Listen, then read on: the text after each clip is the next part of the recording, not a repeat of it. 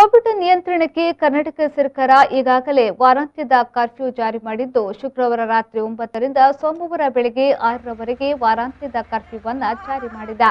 ಈ ಸಮಯದಲ್ಲಿ ಯಾವುದೇ ಸಂಸ್ಥೆಯಾಗಲಿ ಜನಸಂದಣಿಯಾಗಲಿ ಇರಕೂಡದು ಎಂಬ ನಿರ್ದೇಶನ ನೀಡಿದ್ರು. ಆಲೂರಿನಲ್ಲಿ ಬೆಳ್ಳಂಬೆಳಗ್ಗೆ ಮಾರ್ಕೆಟ್ ವಹಿವಾಟು ನಡೆಸುತ್ತಿದ್ದ ದೃಶ್ಯಗಳು ಕಂಡುಬಂದವು. ಇಷ್ಟೆಲ್ಲ ಸಾವು ನೋವುಗಳು ಕಂಡು ಬಂದರೂ ಸಹ ವೀಕೆಂಡ್ಗೆ ಕ್ಯಾರೆ ಅನ್ನಲ್ಲ, ಸಂತೆ ನಡೆಸುವುದು ಬಿಡಲ್ಲ ಅಂತಾರೆ. ಇಲ್ಲಿನ ದಂಡಾಧಿಕಾರಿಗಳು ಏನು ಮಾಡುತ್ತಿದ್ದಾರೆ? ಕೇವಲ ಕಚೇರಿಯಲ್ಲಿ ಕುಳಿತು ಕೆಲಸ ಮಾಡುವುದಷ್ಟೇ ಅವರ ಕೆಲಸ ಎಂಬ ಪ್ರಶ್ನೆ ಜನತೆಯಲ್ಲಿ ಕಾಡಿದೆ.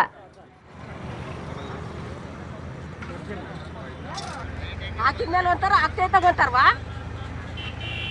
ಹೇಳ್ಬೇಕು ಕಂಡೀಷನ್ ಏನು ಹಾಕ್ಬೇಡಿ ಅಂತ.